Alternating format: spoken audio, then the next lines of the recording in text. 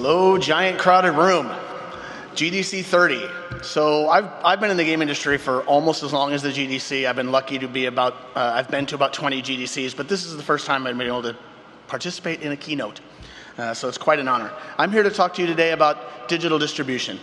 Very specifically about XBLA, I'll get to that in a second. Digital distribution, even before what we properly think of today as the internet existed, there were people playing Spaceball on PDP-1s when I was 2 years old in 1962, and they had to figure out how to get that to each other. We also had, way back when on the Spectrum, digital distribution was a magazine and people had to type in code. One of the ones that I was involved in as a hardcore gamer at the time was somebody, I was working in a studio at the time, they walked up, "You need to play this." Doom. And of course I paid the reg fee because I was a good shareware user. But as I said, I'm here to talk today about Xbox Live Arcade. Now, Xbox Live Arcade actually started, we launched it in 2005 with the Xbox 360, but it really started in 2003. Jay Allard had a very hardcore fixation with arcade games, as did I. I love arcade games. Arcade games are great. You know, in fact, we had something in common in our love for this particular game, Robotron. So part of the goal that Jay wanted was, hey, what if you could just get Robotron on an Xbox 360 as is? Well, we sat down for lunch one day with a gentleman named Greg Canessa, who was the first person to run Xbox Live Arcade, Blake Fisher and myself, around, hey, what would you want if you want your cool old arcade games available on something like Xbox 360? Well, it's like, well, I want it to look perfect. I want it to be that. I want it to sound perfect.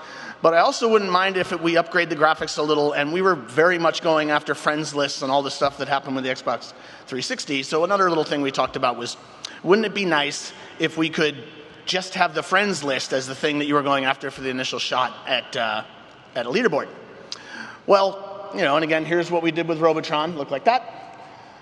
But I had a day job. So at the time, I was running one of two publishing studios inside of the Microsoft Game Studios. And these three games for day one of Xbox 360 were something that was my studio was responsible for.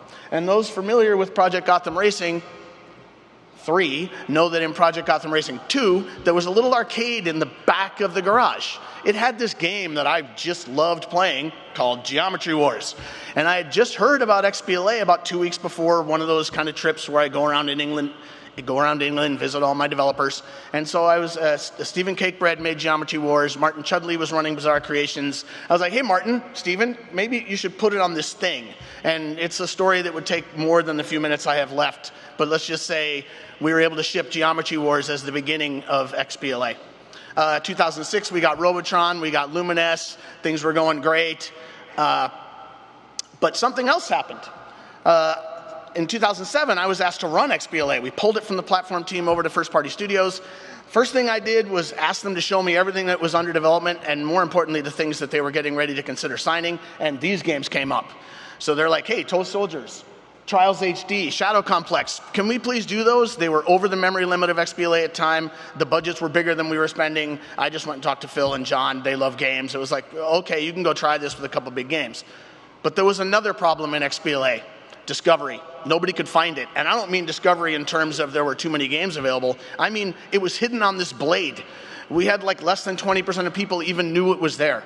So I sat down with a bunch of people around the org, and we came up with this idea. What if you put the best XBLA games front and center on the shell at the time of year when there's not a lot of disc games available? So begat Summer of Arcade. Sorry. This is Summer of Arcade over the next several years. XBLA, I think most of you know what it did. But there were a few other highlights during the times of XBLA. There's the one that got away. We had GoldenEye at about 80% done. Yeah, lawyers.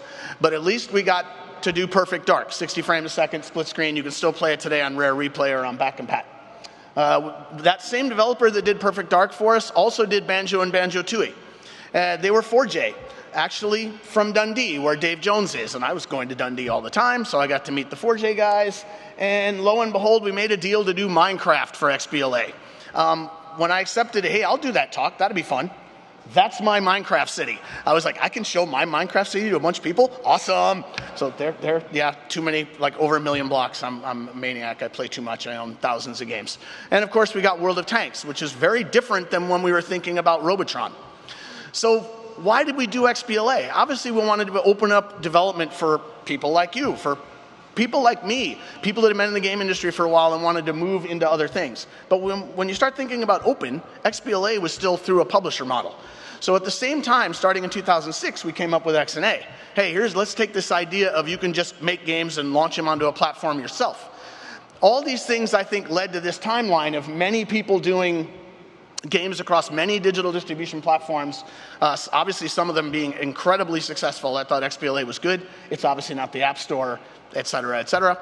But I was proud when I look back and it was like, oh, Steam, actually, the first game that shipped on Steam digital only was Gary's Mod. I was surprised that it came out that far back, before XBLA. But really, we were digital until PSN came. We were one of the only places you could get digital distribution games in one place. I mentioned earlier discovery. To close my talk, I just want to point out we have this problem today of this is Wednesday, and hundreds of games come out. I have owned thousands of games, but I can never find the game that I want to play on a Wednesday. I have to go to other sources, because when I go to the store, it tells me stuff like this. Hey, people also bought this game that I already own on another platform. Why would I care? You may also like this game that I've already played. Why would I care? People like you, how many people have over 5,000 games? So it's like curation is the thing that I think needs to be attacked as the industry moves forward. It's the 30th year of GDC-ish, and I'm super happy about that. I'm hoping that by the 60th GDC, maybe this will be resolved and perfect and we're all living in a perfectly curated VR world. That's too long. I'll probably be dead. How about we go for the 35th? Because that's when I'll be 60, still making games, still playing games every day, and still loving GDC. So thank you very much for your time. Enjoy the rest of the show.